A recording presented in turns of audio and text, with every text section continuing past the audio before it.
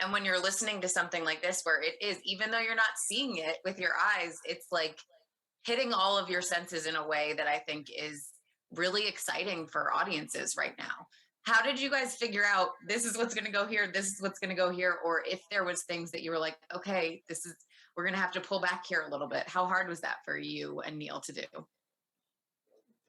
Well, I mean, the great thing about working with Audible is that we don't have a slot. You know, if I'm doing a BBC half hour, I've got to do 27 minutes and 30 seconds, and that's it, end of. And so having no need to edit stuff means that we can leave everything in there. And then it's just a case of kind of timing it out. And it's a bit like in my other life, I'm a drummer. And if you're a drummer, you have to kind of know where to drop the bombs, where to put a fill in and where to shut the hell up and let the rest of the band take it. And that's kind of like doing Sandman for audio. You've got to know when it's best just to let James do the acting because he's actually quite good at it. Kind of shut stuff up. It's a win. It's a win for the Scottish team. Hello. Is that my agent? Yeah, Dirk just said that I'm really good at acting. Can we ask for more money for chapter 3? Thank you. Thanks. Know what I did. Oh. Yeah. So you know, it's kind of it's really sort of mundane to say this, but it's kind of organizing the information that Neil has laid down in such a way as to make it appear on the screen of your mind. And a lot of my time is spent just making sure that everything's got maximum impact and the really important bits get, you know, left to tell their own story. That happened a few times on this, you know, scenes between James and Michael Sheen. You know, when you got two actors of that stature together, you just get out the way, let them have at it, because that's really important. Neil, how hard is it for you when when you're trying to figure out like this goes here, or if there is something that you're like, maybe pull back a little bit here, or we need a little bit more something here? What's that process like for you? What's fun for me is I get to wear a bunch of different hats in this.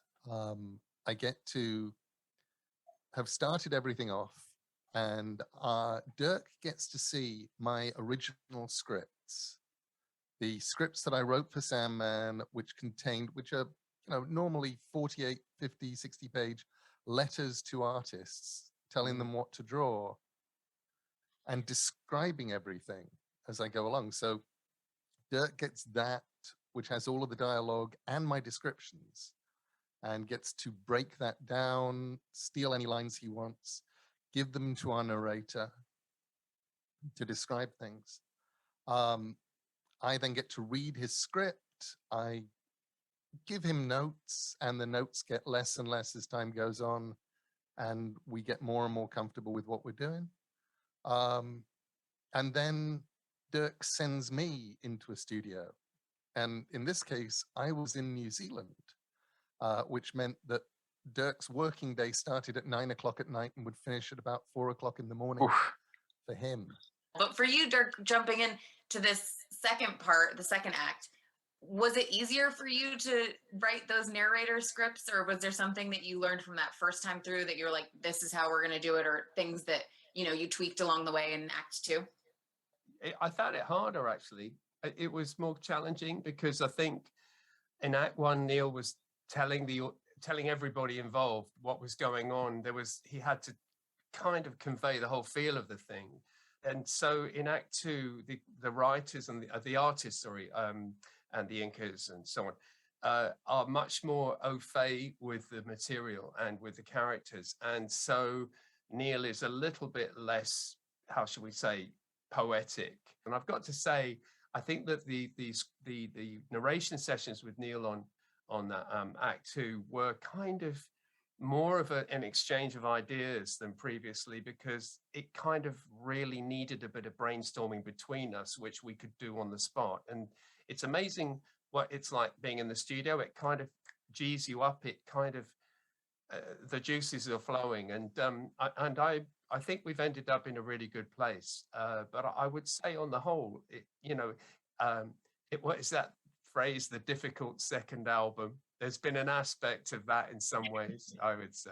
Especially given that this came out And while I was expecting it to do well, I didn't expect it to be #1 on the New York Times audio bestseller list for 9 weeks. And now it's gone back on and it goes and lives there. We weren't expecting this thing. Mhm. So there is that kind of difficult second album of, oh, we made something that went huge. Oh, okay, that's good. James, for you coming back and doing the character again, was there, without spoiling anything, because we jump back and forth in time, what was it like for you stepping back into that and the kind of emotional journey that Morpheus goes through and the growth in this part? His journey at times is at the forefront and is the sort of driving force of what's happening episode to episode, and then sometimes his journey is very much in the back seat. And I think one of you guys said it earlier on. He's almost like he's like the host. He's like the presenter of the imagination session that we're going to be going through this week. Do you know what I mean? Mm-hmm. And so to keep track of it is quite a feat. Dirk is, I think Neil just called him a general. He's a general of his forces and his colleagues and all the people that he's employed to do this, but he's also just a general marshalling these different facets of story and character and tone and narrative and sound, and it's incredible what he does. See, he's my guide. He's my audio spirit guide through Sandman, I'd say. Well, I mean, I love the fact that just talking with you guys, you can tell that there's such a good rapport and that there's so much respect between everyone. And I think that's something that, again, comes across when you're listening to it, because it's like everyone is there because they're amazing at what they're there to do. And this time through, you also brought in some new voices. So I want to jump over to Kevin. Last year at New York Comic Con, you were moderating the panel. And this year you got to come in because you talked about, Merv being a favorite character. Talk to us about how that journey happened from moderating to then now being a part of this Audible series. I had no idea one would lead to the other. I was just happy to do the panel and stuff. But then I got the call and they were like, hey, they want you to do a voice in the Sandman. And I swear to you, I was like, I bet you it's Merv Pumpkinhead. And they were like, it is Merv Pumpkinhead. I was like, there's nothing else I could think of. I would ruin everything else. I was like, but I got a good chance at pulling that off. And Dirk was nice enough to let me use my voice as opposed to trying to come up with a character voice or something like that. So he sounds very Jersey, Merv Pumpkinhead, which is how he sounded in my head when I read it years and years and years ago. I love that. Perfect. Well, and what is that like for you guys this time through? Because I'm sure the first time you had people being like, we want to be a part of this because they're fans. Yeah. How much more did that happen with Act 2 coming around and bringing in new actors to work with after the success of the first act? Yeah, a lot, which is great because it means you've hit a nerve in a good way. You've found a voice and people can hear themselves in it, and that's absolutely wonderful. And it's but the best thing about it is, and there was somebody said in a piece, that it was we did gimmick casting because there was so many names in it, and I just quickly said, no, this isn't gimmick casting. This is the best cast we can possibly get. That's what we're trying to do here. We're trying to make something that's so exceptional and inspiring for other creatives. And part of that process is to get people in who are perfect. And we were doing the New York Comic Con with Kevin moderating last year.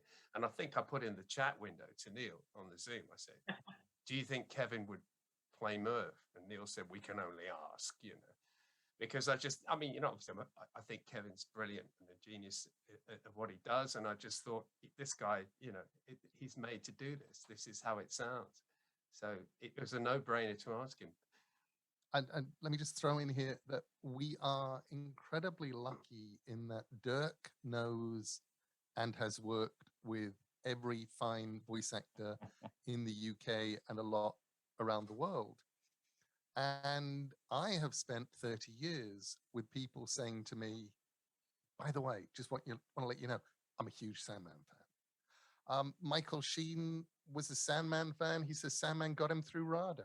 I'm only going to say, because I think it's really important, just looking at us all here, the thing is, we're all fans. I mean, I'm accepting Neil, but I mean, this is the beauty of it. And that's the thing about the cast. They're all fans. And it's just, you know, the best thing in the world that you're going in and you're playing in your favorite box of Lego. Well, and I think that that's something too, where when you're doing voiceover as an actor, either you get to work with the actual actor who's doing the voice, or you have an incredible voice director that is like just your spirit guide, where you trust them completely because they're the ones who are hearing the other performances or know where it's going to go. Dirk, do you feel like a pressure when you're doing that, especially with, you know, just the list of the actors that want to be a part of this, and then having them in the room being like, okay, I'm gonna tell you what James did for this stuff? Or again, we come back to the fact that everybody kind of comes to this knowing what they want to put in, and in the end, all I have to do is steer. But I should say that, you know, you get something back. So James asks really hard questions. Here's the thing. So, but James gives you choices. He comes up with ideas. We discuss it. We come with things. Kevin comes in and we're doing Kevin's session. And suddenly I'm in a whole new world of, because Morpheus is kind of fairly straight-laced. To be fair, he is, isn't he? You know, Kevin's got Merv. So, and it's a Jersey Merv. So he's just off. You did a gag line, which has now resulted in a Lucian line changing, which has then resulted in a bunch of bats flying around Dream's castle, now having a bunch more dialogue than they had before. This is a whole knock-on effect. But let's get back into Act Two.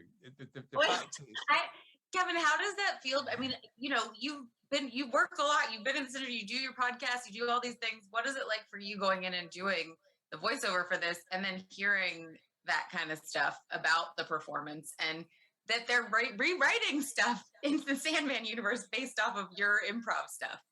First off, I would caution them against that. What's worked for decades will work going forward. It doesn't need a Kevin Smith touch. I've gotten so much from the Sandman to know that like anything I've done resulted in any sort of like ongoing joke or bats flying around in part 3, you know, obviously lifts my soul. I would say that, you know, I should immediately say, as the author is in the room with us, that we do this all very respectfully and we don't mess with the main stuff. This is just the, you know, the dressing around the edge of the picture. So please don't punch me, Neil. Or yeah, can you get my agent? Because honestly, I'm worried that they're making their own stuff up. Kirk Maggs, I've never heard of him. So we'll get a little bit into the like difficult stuff, maybe not difficult stuff, but what were some of the difficulties or challenges in adapting Act 2 for you guys, especially after all the expectations coming off of Act 1? I mean, apart from the fact that, you know, you're dealing with a known quantity now and you have to make sure that you keep the thing moving along.